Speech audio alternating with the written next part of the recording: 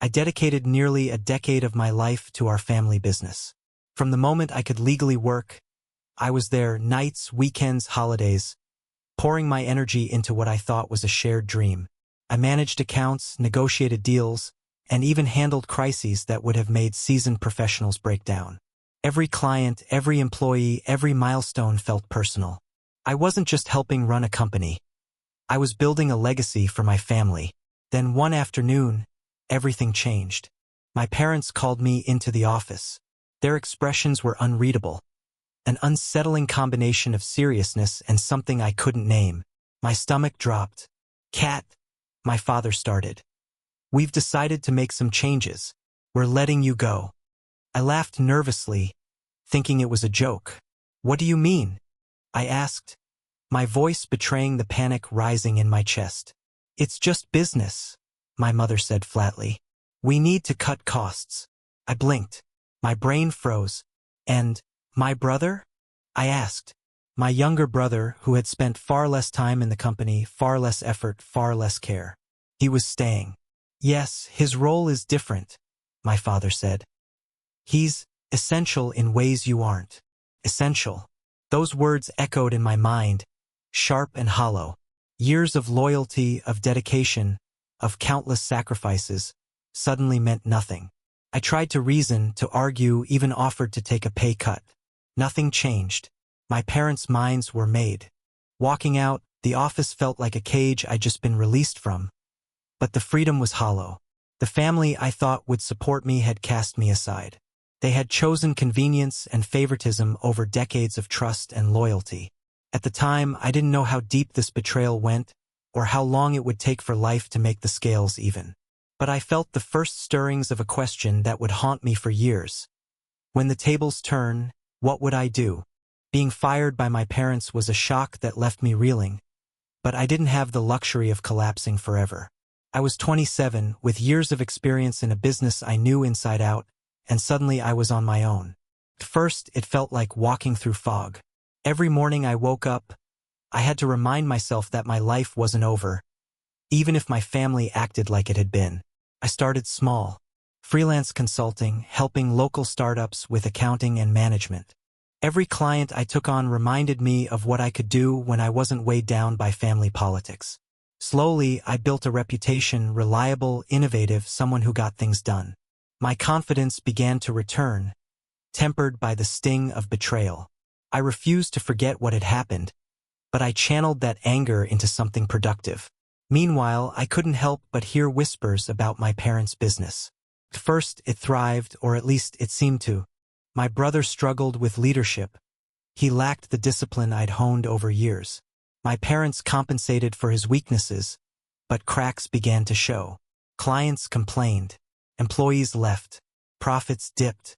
I watched from a distance, torn between concern and satisfaction. The company that had dismissed me, that had treated me as expendable, was starting to falter. And then came the turning point. One of my old clients, now a partner in a rapidly growing firm, called me with an offer. They were expanding aggressively and needed someone with my skills. They knew my family's business inside out, because I had trained many of their managers and understood their market better than anyone. They offered me a leadership position with the freedom to make decisions. It was everything I could have wanted. That night, I stared at my reflection. For the first time in years, I felt in control. Not just of my career, but of my destiny. And yet, a dark thought crept in. If I took this position, I might soon hold the power to influence the fate of the very company that had betrayed me. The company my parents had fired me from. I went to sleep uneasy, knowing that the next few years would force a choice I hadn't imagined. Save my parents' empire or let it crumble. Taking the leadership position at the growing firm was like stepping into a new world. The moment I sat in that corner office, I realized how much I had been underestimated. Not just by my parents, but by the business world in general. Here, my ideas mattered. My experience counted. My hard work wasn't taken for granted. For the first time in years, I felt respected. The early months were intense. I threw myself into learning the company's inner workings, analyzing market trends, and building strategies that would give us an edge. Every late night and weekend reminded me of the time I had spent in my parents' business, and how many of those lessons I could now apply freely, without the frustration of nepotism or blind favoritism. Slowly, the team responded. Productivity soared. Deals closed. Our reputation expanded. Meanwhile, news of my parents' company kept trickling in. At first, it was small things. A lost client here, a minor accounting mistake there. But gradually, the cracks widened. My brother struggled to make decisions. He relied on my parents to fix problems he didn't know how to handle. The once thriving company was losing its competitive edge. Employees whispered about management failures, and some left for better opportunities. One evening, I ran into an old colleague who still had ties to my family's company. He hesitated, then said, "Kat, they're in trouble. It's getting worse than anyone expected." A part of me felt a twinge of guilt, but another part, buried deep, felt a grim satisfaction. They had treated me as disposable. They had ignored my value. Now the tables were beginning to turn. I began to consider the power I might have. Not just influence, but real leverage. My new firm was financially strong, expanding fast, and I had the expertise to step into my parents' company if I chose to. But I also knew the stakes. Saving them would mean rescuing the people who had betrayed me. Letting them fail would be morally complex, but potentially just. The thought haunted me. The choice I made could redefine family, loyalty, and the concept of justice. And deep down, I realized that when the time came, my decision would shock everyone, including myself. Months passed, and the decline of my parents' company became impossible to ignore. At first, I tried to push away the temptation to intervene, telling myself it wasn't my business anymore. But every report, every rumor, every small disaster reminded me of how much I had once built, and how carelessly they had discarded it. My brother, still ill-prepared for leadership, made mistakes that could have been avoided with proper guidance. Clients left for competitors, frustrated by missed deadlines and lack of communication. Employees grew resentful, some quietly resigning without even saying goodbye. The once proud company that had shaped my life was crumbling, almost in slow motion. Then came the first direct opportunity. One of my old mentors, someone who had worked with both my parents and me, called. "Kat," he said cautiously, "your parents' company is looking at serious financial trouble. If someone doesn't step in, it could collapse entirely. And you could help." I felt a rush of conflicting emotions. Part of me wanted to jump in, to save the business and show that I was the one who could truly run it. But another part, a deeper, colder part, hesitated. They had thrown me away when I had devoted my life to them. They had treated me as expendable while my lazy brother stayed. Why should I save them now?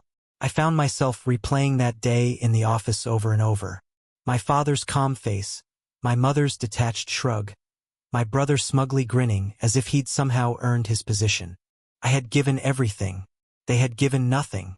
And now they were on the edge of ruin, needing me more than ever. I started quietly assessing my options. Could I leverage my position at my new firm to influence outcomes subtly? Could I intervene without directly saving them? Or was the time for mercy gone entirely? Every choice carried consequences, not just for the company, but for my family, for my own conscience. And then, in the middle of a quiet evening in my office, I realized something.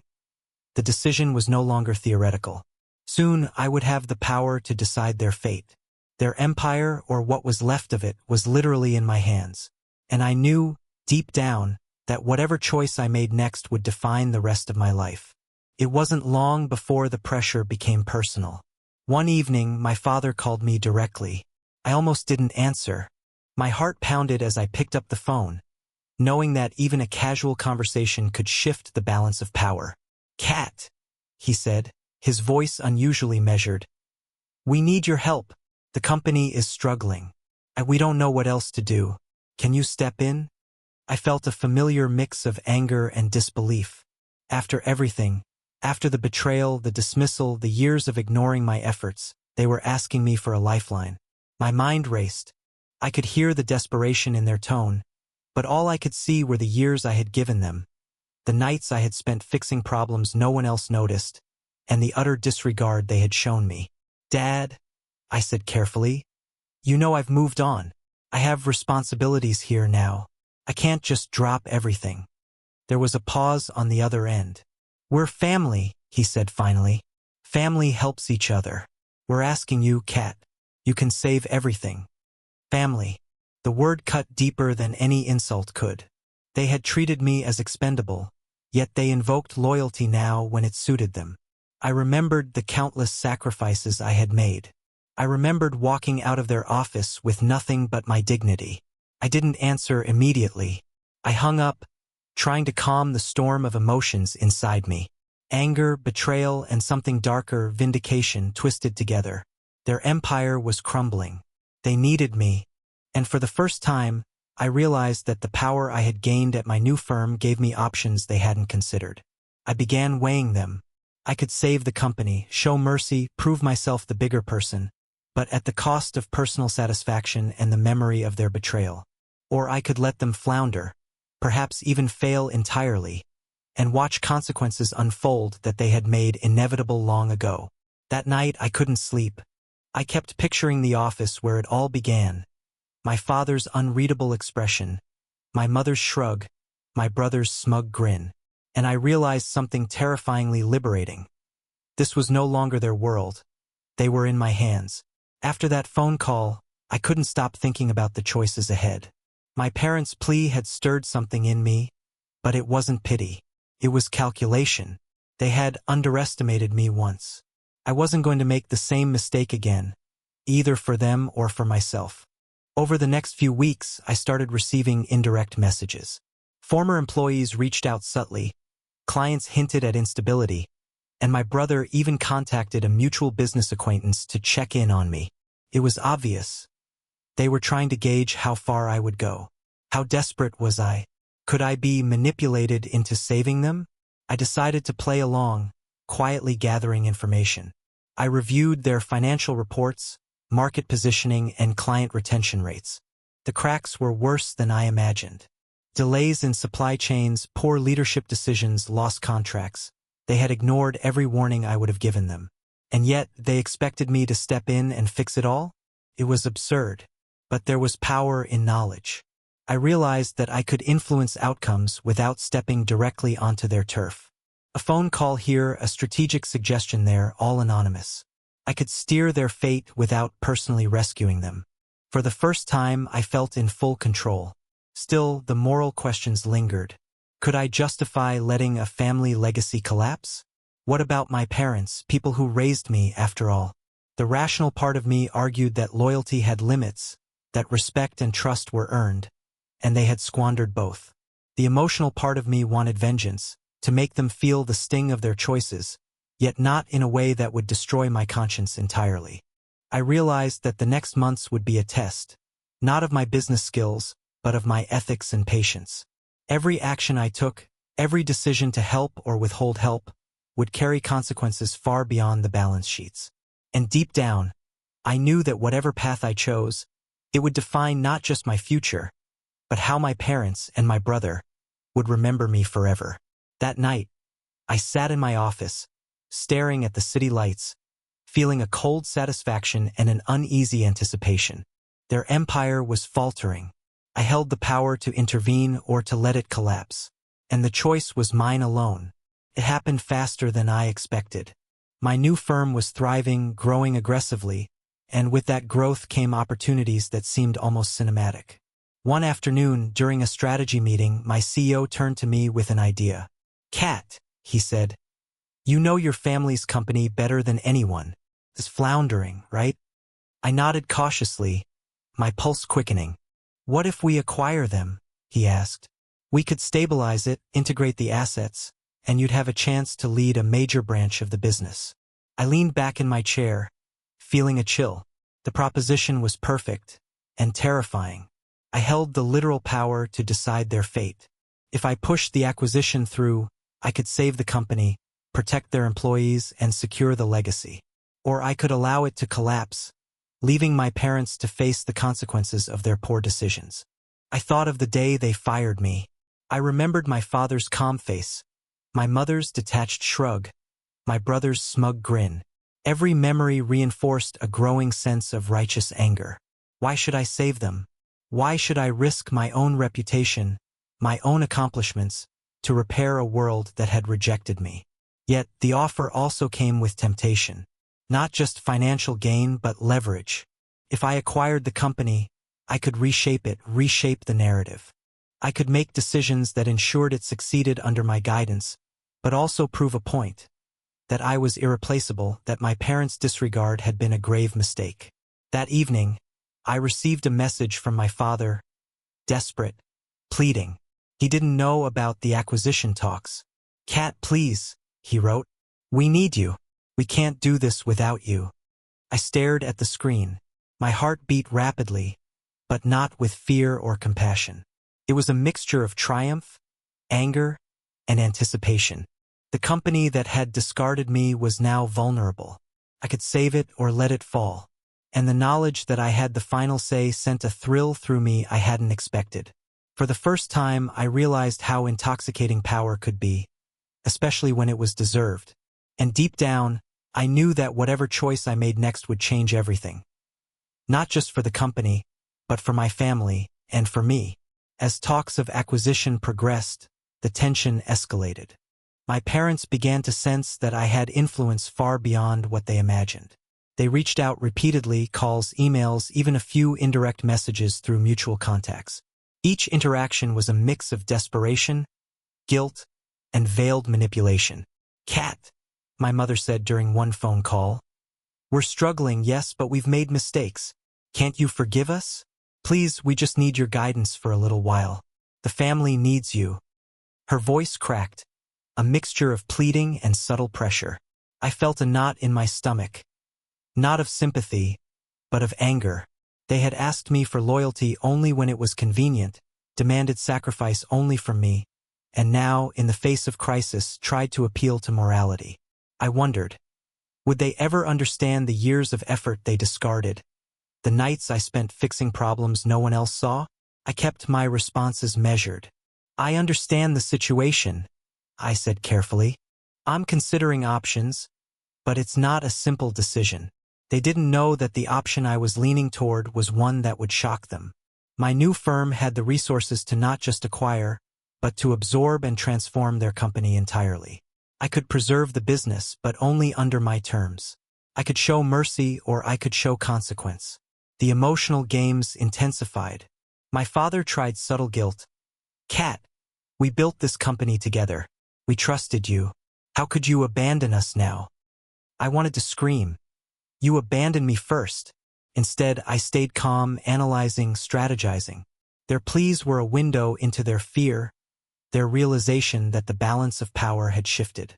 The family that once held all control now had none. And through it all, I felt a cold clarity. My decision would not just determine the fate of the business, but would define the moral boundary I was willing to draw. Mercy, retribution, or calculated neutrality. Each option carried weight, each choice consequences that would ripple through every family gathering, every conversation, every memory. That night, I reviewed every report, every interaction, every failed decision they had made. My mind was made up, not impulsively, not cruelly, but with precise intent. I would decide their fate, and they would know eventually exactly who held the power. The day of the final decision arrived. I sat in my office, reviewing the last financial statements, projections, and client communications from my parents' company. Everything was laid bare. The mistakes, the missed opportunities, the unraveling systems they had ignored for years. The power to save or let them fail rested squarely in my hands. I thought about the calls, the emails, the pleas. My parents had tried to manipulate me emotionally, invoking family and loyalty, but I knew the truth. They had chosen convenience over me once. Their empire was in jeopardy because of their poor leadership, not some unavoidable fate. And yet, the question gnawed at me, was it cruel to let them fail? Or was it justice? I imagined the alternative. Stepping in, stabilizing the company, guiding it to recovery. I would save jobs, protect clients, and preserve the legacy, but at the cost of ignoring the betrayal, the years of disrespect, the humiliation I had endured. Could I truly forgive and pretend nothing had happened? Then I imagined letting it collapse. They would face the consequences of their decisions, my brother would confront his inadequacy, and the employees would witness the truth about leadership. It wasn't revenge. It was accountability. And in my mind, accountability finally felt like balance. When I finally called my CEO to finalize the acquisition, my words were deliberate. "We're proceeding," I said calmly, "under our terms. The company will be absorbed. Leadership will be restructured. The old management won't dictate outcomes anymore." I didn't tell them personally, not yet. I let the silence stretch, knowing they would feel the weight of it slowly. When the news reached them, the shock was palpable. They realized, too late, that the very person they had discarded was now the one holding the reins. For me, the decision brought a complex mixture of relief, vindication, and sorrow. The empire they built would survive, but only under my guidance. And in that moment, I understood something crucial. Power without respect is meaningless, and respect without power is fragile. I had finally found both. The day of the final decision arrived. I sat in my office, reviewing the last financial statements, projections, and client communications from my parents' company. Everything was laid bare: the mistakes, the missed opportunities, the unraveling systems they had ignored for years. The power to save or let them fail rested squarely in my hands. I thought about the calls, the emails, the pleas. My parents had tried to manipulate me emotionally, invoking family and loyalty, but I knew the truth. They had chosen convenience over me once. Their empire was in jeopardy because of their poor leadership, not some unavoidable fate. And yet, the question gnawed at me: was it cruel to let them fail? Or was it justice? I imagined the alternative. Stepping in, stabilizing the company, guiding it to recovery. I would save jobs, protect clients, and preserve the legacy, but at the cost of ignoring the betrayal, the years of disrespect, the humiliation I had endured. Could I truly forgive and pretend nothing had happened? Then I imagined letting it collapse. They would face the consequences of their decisions, my brother would confront his inadequacy, and the employees would witness the truth about leadership. It wasn't revenge. It was accountability. And in my mind, accountability finally felt like balance. When I finally called my CEO to finalize the acquisition, my words were deliberate. "We're proceeding," I said calmly, "under our terms. The company will be absorbed. Leadership will be restructured. The old management won't dictate outcomes anymore." I didn't tell them personally, not yet. I let the silence stretch, knowing they would feel the weight of it slowly. When the news reached them, the shock was palpable. They realized, too late, that the very person they had discarded was now the one holding the reins. For me, the decision brought a complex mixture of relief, vindication, and sorrow. The empire they built would survive, but only under my guidance. And in that moment, I understood something crucial. Power without respect is meaningless, and respect without power is fragile. I had finally found both. The day of the final decision arrived. I sat in my office, reviewing the last financial statements, projections, and client communications from my parents' company. Everything was laid bare: the mistakes, the missed opportunities, the unraveling systems they had ignored for years. The power to save or let them fail rested squarely in my hands. I thought about the calls, the emails, the pleas. My parents had tried to manipulate me emotionally, invoking family and loyalty, but I knew the truth. They had chosen convenience over me once. Their empire was in jeopardy because of their poor leadership, not some unavoidable fate. And yet, the question gnawed at me: was it cruel to let them fail? Or was it justice? I imagined the alternative. Stepping in, stabilizing the company, guiding it to recovery. I would save jobs, protect clients, and preserve the legacy, but at the cost of ignoring the betrayal, the years of disrespect, the humiliation I had endured. Could I truly forgive and pretend nothing had happened? Then I imagined letting it collapse. They would face the consequences of their decisions, my brother would confront his inadequacy, and the employees would witness the truth about leadership. It wasn't revenge. It was accountability. And in my mind, accountability finally felt like balance. When I finally called my CEO to finalize the acquisition, my words were deliberate. "We're proceeding," I said calmly, "under our terms. The company will be absorbed. Leadership will be restructured. The old management won't dictate outcomes anymore." I didn't tell them personally, not yet. I let the silence stretch, knowing they would feel the weight of it slowly. When the news reached them, the shock was palpable. They realized, too late, that the very person they had discarded was now the one holding the reins. For me, the decision brought a complex mixture of relief, vindication, and sorrow. The empire they built would survive, but only under my guidance. And in that moment, I understood something crucial. Power without respect is meaningless, and respect without power is fragile. I had finally found both. The news hit my parents like a freight train. At first, disbelief. My father couldn't fathom that I had the audacity to let the company change hands without consulting them. My mother oscillated between anger and denial, while my brother alternated between pleading and bitter resentment. Every family gathering, every phone call became charged with tension. "Kat, we never expected this," my father said one evening, voice tight with frustration. "We trusted you, and this feels like betrayal." I listened calmly. "You betrayed me first," I replied evenly. "I gave you everything. Years of my life, loyalty, sweat, and late nights. You dismissed me. You chose convenience over dedication. This isn't revenge. It's consequence." The reality was clear. I had no desire to destroy them. The company survived, employees were secure, and clients were stable. But the old guard, the parents and my brother, were removed from control. The power dynamic had shifted irreversibly. I wasn't just leading the company now. I was defining its future, its standards, its culture. Outside the family sphere, my new firm flourished. Clients admired our decisive leadership, investors were impressed with the strategic acquisition, and the employees, including those from my parents' company, respected the clarity and accountability I brought. It was the first time I felt wholly recognized for my efforts, not as a child of the founders, but as a capable leader in my own right. Within the family, however, the emotional fallout was raw. Arguments erupted, blame was cast, and trust was fractured. My parents had underestimated me, and now they had to reckon with the consequences. Yet, there was an undeniable lesson in it all. Loyalty and respect are earned, not demanded.